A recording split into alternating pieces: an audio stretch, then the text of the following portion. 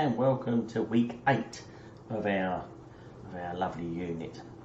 Today we're going to talk a little bit about quality and how you can run a practice. Now this all applies if you're a self consultant on your own, if you're just running your own practice with just yourself. But as soon as you add one extra member of staff, such as my staff behind me here, it becomes much more complicated. And obviously as you become busier and you get more and more clients, the complications of the administration, etc. Get worse. So we need to have a good look at what's going on.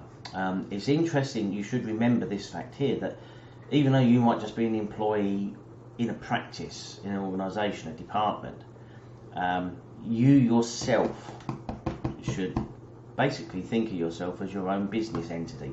You are selling yourself and performing your own professional duties, and you're selling it for your salary.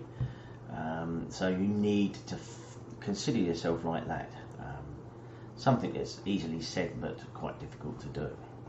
By the way, the member of staff down here is Dexter. So let's find out what we should do first. Quality. What do we think quality actually is? Well, you need to document it and design it, basically. You can't just wing it and not have anything written down to record what you're meant to do, what actually happened, and then to analyse it at the end of the day for continuous improvement. And these quality systems, I would link them back to your professional liability insurance, because you could end up paying out an awful lot of money if it turns out you don't have a reasonable system. And there is an Australian standard for this as well. As you can see, we've got ISO 9001. You need to be able to have that in your documentation to keep your insurance and your liability exposure controlled. So as we say here, design and implication of, not just designing it and writing it down. You've actually got to actually live it and implement it, of a quality management system. It's got many factors which can affect it. What you provide, what services you provide, or products as we say at the moment here, the processes you go through, who's employed, the size of your organisation, the structure of it. Are you a sole proprietor, are you a small partnership, or are you a director of a larger company? So how do you find out how to build a quality system?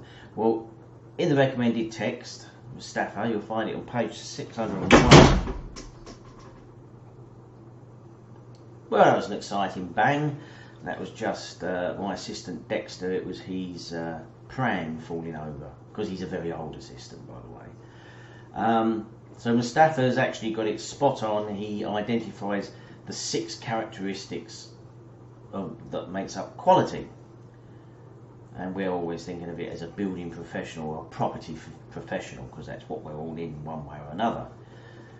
So these should always be in your mind when you're designing, talking to clients, certifying, anything like that. Always bear these in mind.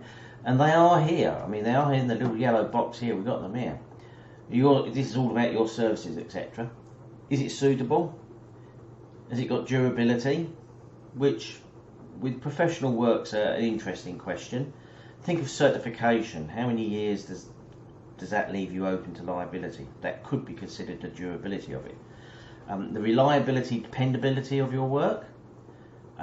Safe workability of it, which, I mean, you could be a construction manager, project manager, you could even be a site agent, it would hit in there. Affordability, costs, are you cutting corners or not? And appealability. I would change that to more marketability. The way you're doing your services, running your business, is that going to attract other clients to come and see you? This is where I'll get the wrong button, by the way. No, I didn't. So there we go. So we're going to have to say consider. Okay, so look at the following sections to discuss the outcomes and risks. So you've got financial, worst case scenario, you go broke, you're bankrupt. You've got psychological risks to you personally. the stress that this can bring on you is serious at times. That can include life and death situations as well, if you're on site or something and you decide to not follow the normal safety procedures because you're running out of time. Just have a look at the construction fatalities, so you can see that. And then there's the occupational stress, which we've talked about previously. The negative risks of some of these, you can get extreme costs. So if you've certified incorrectly, then you might have to go out and redo it yourself at your own cost. Okay, you might think that's not costing you or giving your time free, but it's stopping you doing a paid certification or design or whatever. Okay, so you need to get a quality management system in place. But there's a key phrase: supporting the positive value of risk. Risk is good. Enhance customer satisfaction by meeting customer requirements. Now, I'm old-fashioned and I've always exceeded customer requirements wherever possible. It's a form of marketing. And quality equals performance and expectation. So if you meet the expectations of a client, they think you're providing a quality product. Okay? So then we've got quality. Sorry, I'm sitting here in great pain because I hurt my back again. So if we go on and say that no one ever complains about quality, sort of in the background, and that's absolutely true. If you provide a quality product, a quality service, no one complains about that. Often you don't even get complimented on it. They always say it takes, for every sort of 8 to 10 complaints, you get one compliment. So they're very, very hard to get. And the compliments are very easy to completely be overwhelmed by complaints. Professional practice that implements an effective but not inflexible management system will be recognised for delivering quality results and services. It will eventually become, that's what happened to me. From the outset, we've got to say a quality management system has to be cost effective. It can't be massively bureaucratic, meaning you've got to take on another 3 admin staff to run the thing. And it has to be intuitive as well. There are some costs of doing these, and there's a training cost as well for new staff, etc. And if you get close to a job, a near enough job, then you have to reject them. But you do get from a quality management system when it's embedded and everybody understands it and is applying it without having to think about it too much. You get better productivity, your quality is better, especially without any real cost increases, and the commitment to quality increases over time, and the conformance with the quality increases over time as people it just becomes second nature. Now, I don't know why we haven't managed to go back here. I'm trying to press the right button here and it's not working, so go back to the old-fashioned way.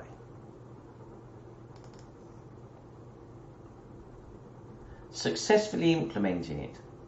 Okay, so for practice to look into and then to maintain a quality and to introduce and maintain a quality system is really based on everyday behaviours. Okay, there's no epiphany to this.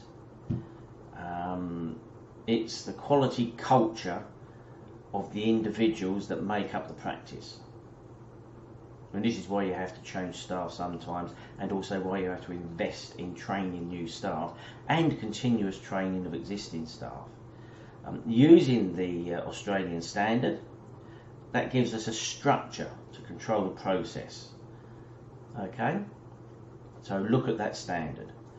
There's a key fundamental to professional building practice. And you've got to recognise that it's the responsibility of each individual in the practice, from the cadet all the way up to the director, including the admin staff and everybody. Okay, they're all involved in this. It's a team effort. Why is this important? Because a quality system, everybody owns it, everybody contributes to it, therefore everybody accepts it. If you try and implement it, impose it on people, then you will get people who kick back a bit. The process, approach, and the risk thinking that's used in the standard is at the heart of some bloke called W.H. Denning's work. Okay, or it could be the other way round. So have a look at lovely little Denning there. I might come back to him in a minute for you.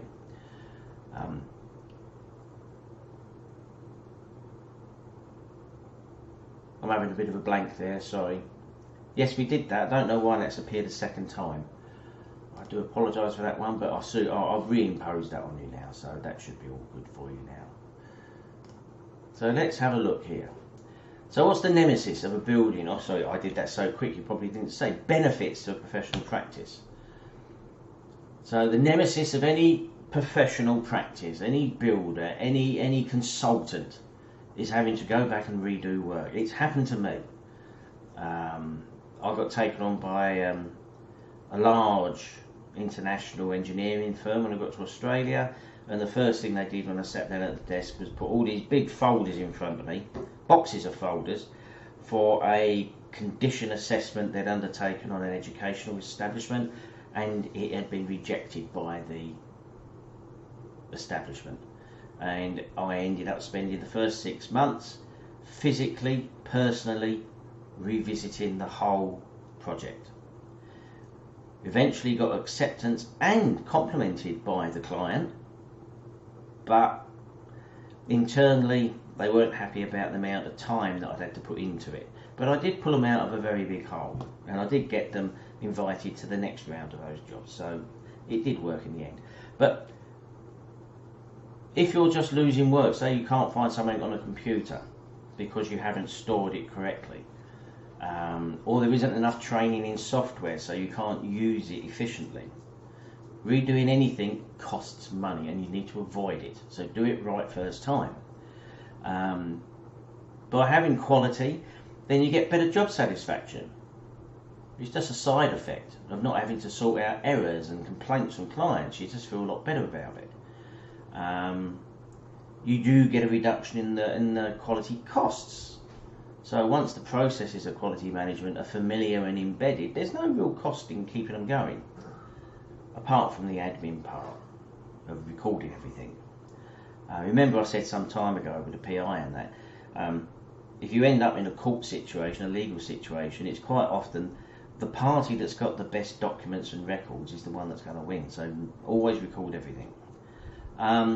If you've got follow-up work because of the client's seen something, it's a problem. Over tight specification can be a bit over the top, and builders and tradesmen and that may push their costs up because they think it's too much, and of course a very tight specification can lead to the opportunity for more variations, but that's not part of this unit. Quality even goes through your subcontractors. So if you're subcontracting or taking somebody on, then you're responsible for their quality. You can get an increased share of work in the market because you get a reputation for doing quality, and you get a closer relationship with all your team members, your suppliers and your clients, which is a sort of a subliminal marketing, I suppose. Now, let us go on. So the next one we're going to go for is total quality management. Show you again. We seem to jump to one we didn't need there. I said I'd come back and talk about W.H. Deming.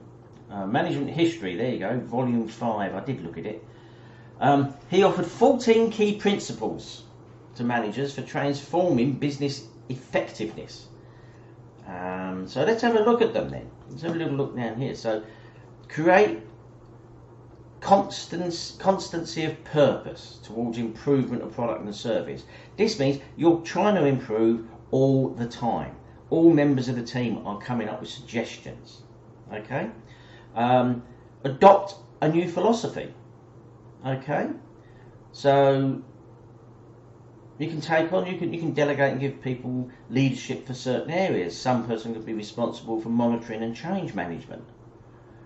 Cease dependence on inspection to achieve quality.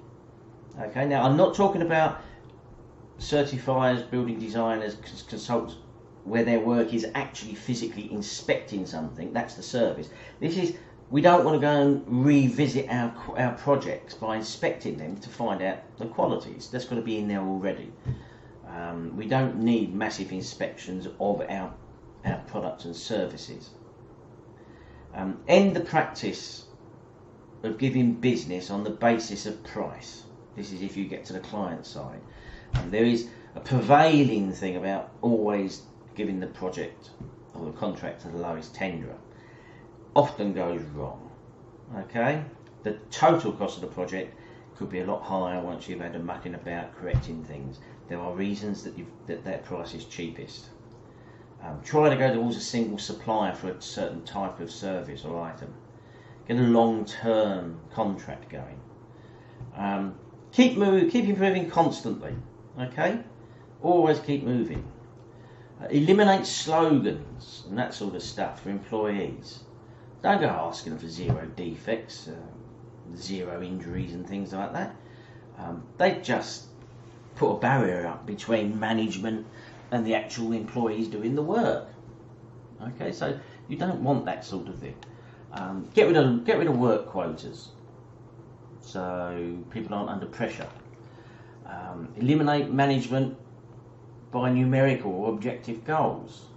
Okay, good managers manage by relationships and individuals' outcomes, needs and training. They don't just go, you've got to achieve 3.2 times your annual salary to cover your costs. Although that might be in the background somewhere, you're not going to keep hitting employees with this sort of thing. Remove barriers for the hourly worker, which could be a consultant you bring in. Okay, let them take pride in what they do if they want to do a few more hours. Remove barriers that remove employees' right to be proud of their work. There could be pressure on them. Oh, there's another project. Oh, we've only allowed you 10 hours to do this and it really takes them 15 or 20. Have a vigorous program of education and self-improvement. It's for everybody, even the managers and directors go through this. And everybody has to take on board to accomplish these transformations. And transformation is the wrong word because that makes you think it's a sudden one-off instant, when actually it's a gradual evolution, I prefer to find saying there.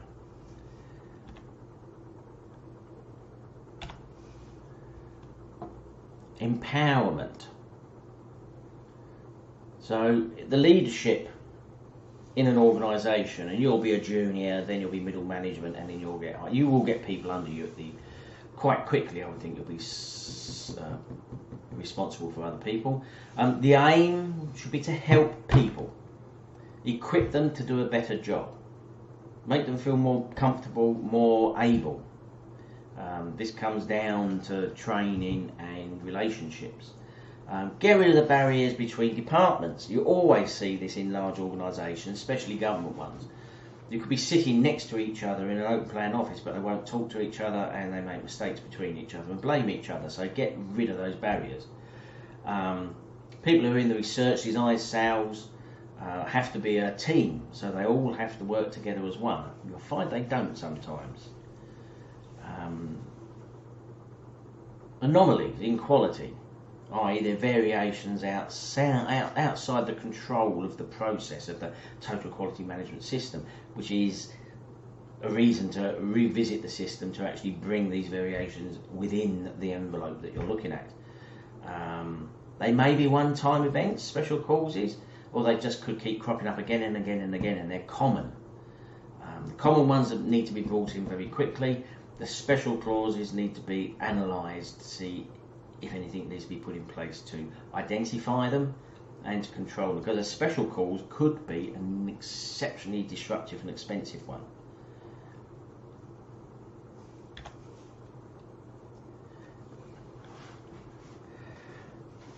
De-emphasise the importance of measuring and testing to predict results, even though we've said try not to do it by numbers previously.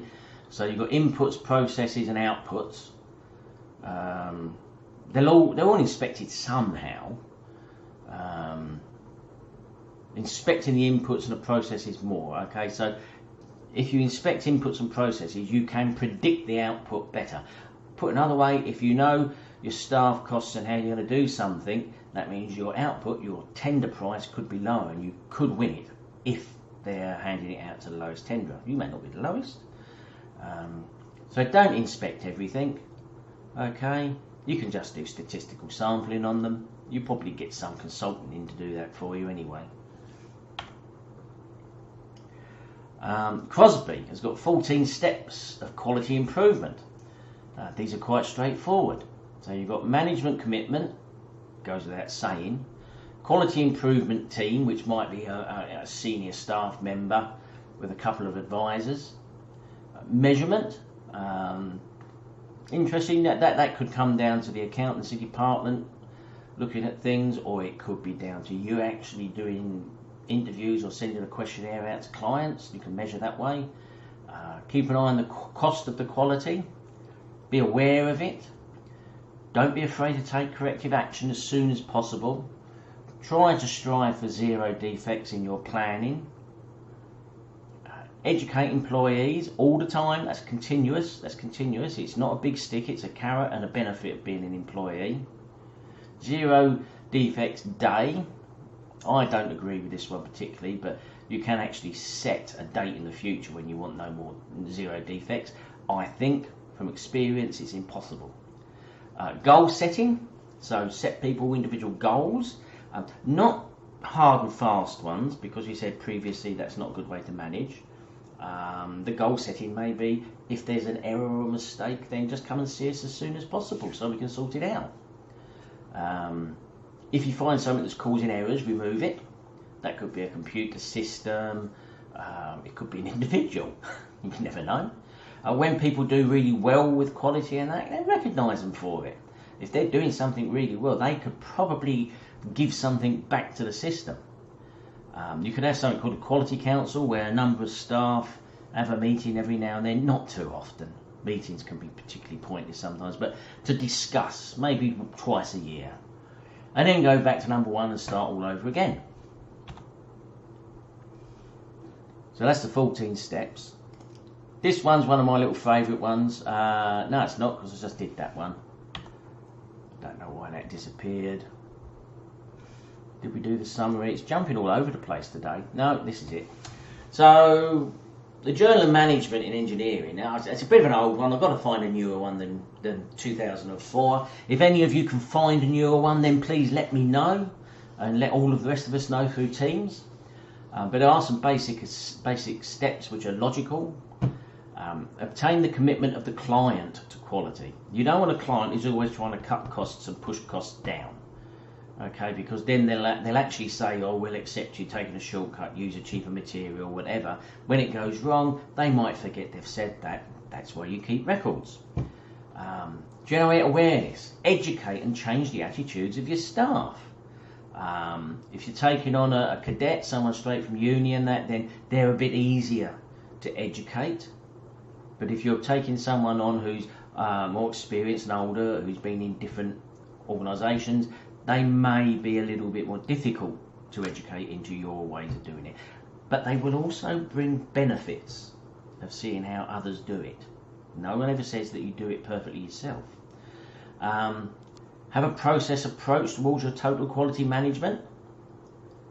Okay. Prepare project quality plans for all levels of work. We talk about project quality plans a bit later, and they crop in the assessment as well. Institute continuous improvement. As I said a couple of slides ago, it's an evolution all the time. All right, it's always improving. Promote staff participation. Get them involved. Have the quality team meetings. Okay, they're the ones who've got to work with this stuff, and their jobs depend on it. And review quality plans and measure the performance. By performance, I mean client satisfaction amongst one KPI. Leadership. We've done it. There's something going very, very funny with this today. Okay, what's the next one? There we click it to see. There it is. So we're going to now look at the Australian standard. I'm sorry if anyone's epileptic with this shooting backwards and forwards. The Australian standard you can go and look up. It's online. You can get it through the university library. Basically, the standard tells us that we have to understand what the business is. Okay, because there isn't a one-all-fits-all total quality management system. They're always bespoke to what the organisation does. You need the commitment of the leaders of the company or the organisation to implement the changes. You need to be customer focused. That should go without saying nowadays. And that's when I said that when you're working in an organisation, you should treat yourself as your own little organisation. Well, you are customer focused. When I left the job many years ago, several of the larger clients of that firm followed me. I didn't ask them to, they came and sought me out. So that was customer focus, paying dividends to me. And the policy, it's all about commitment, framework, communication. Communication, you can't undermine that one. That includes keeping your records, and understanding and reviewing. Okay. Planning, so you have to look at the actions to address the risks and opportunities which you have got to identify. You've got to find out what your quality objectives are going to be, your KPIs you measure yourself against. You've got to work out how to plan for the changes that are going on. Interestingly, there's a little book I've got, I'll show you in a second, called Managing Change and Transition. It's a Harvard Business Essentials book. I will hold it up for you in a minute. You're looking at supporting, resources, competence, awareness, communications mentioned a second time, and documented information. I can't state enough, you have to record everything. And that's the planning of it, and now you're going to put it into operation. So customer communication, you must speak with your clients openly, transparently, and often. I always try to have a partnership with my clients. When I was doing larger projects with clients, I would arrange to have a desk in their organisation, in their office, and would work there as much as I could, so I could be seen and I had access to the people I needed to talk to. Determining the requirements of what your services are. Products is a generalisation from the standard. We are consultants generally, and we're providing services. Review of the requirements of those services. Are there any changes? Design and development of services. How do we develop our services? There's many different ways of inspecting a building, a few different ways of undertaking the certification process. Some building surveyors subcontract the physical site inspection. That's led to a few really good legal cases where they were found liable. Control of external processes, well I just touched on that, didn't I, by subcontracting. Traceability, you need to be able to follow everything through so you can see where it went wrong, where it came from, who it came into contact with, etc. You've got to look after the property of your clients and customers, especially when dealing with external providers, because intellectual property is a really big minefield nowadays. Control documents. All documents are controlled. You know which version it is, where it's stored, who authored it, who amended it. That must be traced. That must be recorded. Highly important, that one is, to protect your PI position. Evaluate your performance. That's as an organisation, as a department, and as an individual. And then identify how you can improve. Now, a quality management system's requirements, the standard requires an ability to consistently provide, we're just going to say services to meet customer and statutory and regulatory requirements. Remember under PI we talked about you can't lie and things like that. So they would come into this here. Enhance customer satisfaction. Increased communication does that really. need a process to improve the system, internal and external issues that can affect your ability to achieve your results.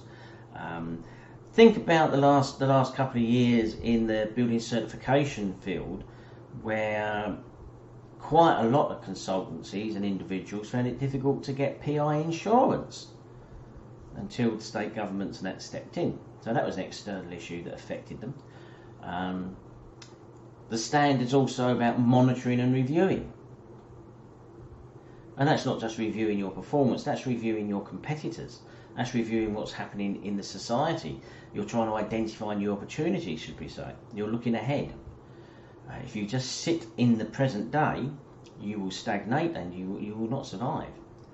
And then you've got the scope of commitment of a professional building practice.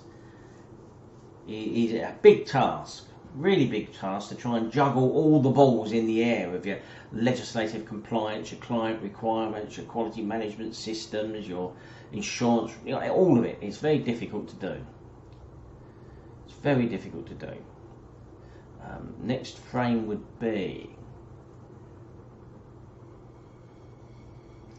so we went through these very briefly beforehand, but when we come down reasonably, the minimum things that a building practice or professional practice should try and put in place, the minimum would be to identify the processes and the application needed for a management system. That will depend on what you do and who does it and what your clients are. Determine the sequence of the processes. That's very logical, okay? Anybody with a bit of project planning common sense would be able to do this. Determine the criteria and methods that are going to be needed to ensure that it actually works effectively, which might mean an extra member of staff or some software or something. Make sure the resources and the information is available freely. Don't hide it away, let everybody be able to see it, because that gets into the ongoing improvement and monitoring process. So the monitoring ongoing, measure, analyse what's going on, give responsibility and authority to certain individuals to actually make changes, address the risks that come up, and there are opportunities as well. This will throw up opportunities for you. Implement actions that are needed to get the planned results and the continued improvement. That comes into staff trainings, etc. And then if you're using this structure, it's the backbone of a quality policy inside a quality manual and quality objectives for the practice. Recording. Always record it all. So that's not rigid, but it gives a good skeleton for you to work upon. Okay? Now, even if you're just working for yourself or something, then this is useful stuff to do. Designers, project managers, certifiers. Right, let's try and make it more specific to some of us here. A couple of important things when you've had to look through your documents and everything, your requirements. There's a resolution when there are differences. There is always a way out. There is always a solution that is satisfactory to both parties. And you've got to have fulfilment to be able to be produced, i.e. finish the project off. And they're both 100% possible. Okay? Often a bit tricky for designers is customers who add on to the brief. Oh, I just want to change the size of this room, or I just want to add a balcony, or I just want to... That can spiral costs out. As long as you've got a client who's got bottomless pockets and they know very quickly every time they make a change what the cost impact is and the impact on the timeline of constructing whatever they're doing, okay, you could say that's okay, but morally you might be a bit, really? Was the brief in the first place accurate enough? Okay, so I would say if the client keeps doing these changes, then there wasn't enough consultation at the beginning. So our next one would be, I didn't see it again, Leadership. So section 5 of the standard. It's all about human skills, this one is. Taking responsibility for the quality management and the communicating and the motivating and the monitoring. Okay, all focused on the customer. Alright, so you need a documented policy, you need that. So black and white. Grey areas tend to come up, which mean you need to do evolution, shall I say, of your quality management. Leadership, delegating roles, responsibilities, authorities. You're leading by example. Okay, so the rest of the company, the rest of the employees and the clients can see that you're living this. Section 6 talks about planning. So you have to give assurance that the quality management system can actually be achieved. It's all right writing something down, but if it's not achievable, what's the point? Okay, it needs to enhance desirable effects. So it needs to improve the quality of your work and your services provided to clients, not slow things down and get in the way. It's got to prevent or basically control or reduce the undesired effects we talked about, having to redo work, etc. It has to achieve an improvement. Well, that could just be improvement in staff skill sets and abilities. But basically in the end, it's about what will be done, what resources are required, who's responsible, and when will it be completed, and how will the results be evaluated. That's the planning part. It's the circle of life almost. So then we've got for leadership. And our performance evaluation, when you've done audits, I don't like using the word audit because it's too formal, but when you've looked into several projects and how they performed, you've audited them. All right, I'll use audit. You need to use what falls out of that audit, what information and data comes out of it. You need to get customer feedback. Okay, you're living in a bubble of your own employment area. You need to know what customers are thinking. Okay, what happened, what didn't happen, what was good, what was bad, and what would have been nice. Then you've got to look at your preventative and your corrective actions, which would have come from previous audits. So now, have they actually been done? The previous audit said 1, 2 and 3. Have 1, 2 and 3 been resolved in this audit? And what's this audit now thrown up? You need to review your output, what resources you need, how can you improve your product to meet customer requirements. That can feed straight back from customer feedback and interviews. Monitor, measure, analyse and evaluate. Not like a dictator. We need to do it on a more soft process with individuals. What do you actually need to monitor and measure? Not everything. You can overdo it. Customer satisfaction comes from your customer feedback, and satisfaction can be, do they come back for repeat work? Ongoing process of training and mentoring your staff. Doesn't matter whether they're the new undergraduate or cadet, or they're the 35-year experienced bloke or woman. We all go through training. And then analyse and evaluate it all, and then go around in a circle and do it again.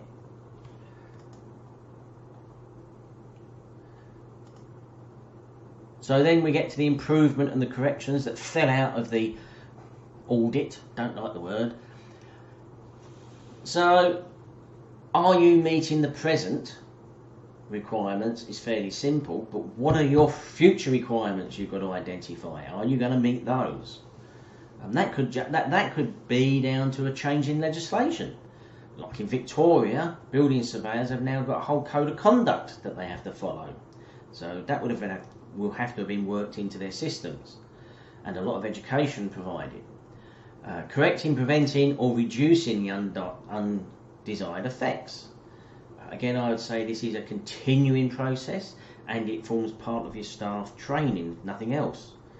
As I say, the quality management system needs to be improved, not not as a major improvement every year or so, but it'll be reviewed maybe every year, 2 years or whatever, but the improvements will be a gradual evolution.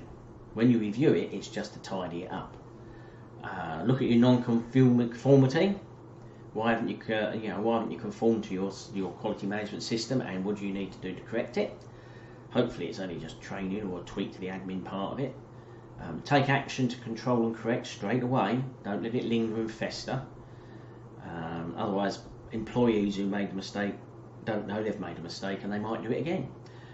Deal with the consequences. Now, I'd say that when clients are really upset or employees are really upset, you've got to be open and transparent and not try to stab people in the back. It's rarely an individual's problem. Review the effectiveness of the corrective action. Did it actually work? Continually improve, and the sustainability, adequacy, effectiveness, and the quality management system. The most important bit is keep records. Even if it's just a diary that you write down your phone calls in, that's the starting of a record that you can refer to again. You must keep your records. That's all I want to say about this. We want to talk about it in the tutorial a lot more in depth. Okay, if anyone finds more up-to-date or interesting references and articles, please share them on Teams. That would be greatly appreciated. See you at the tutorial. Ta-da!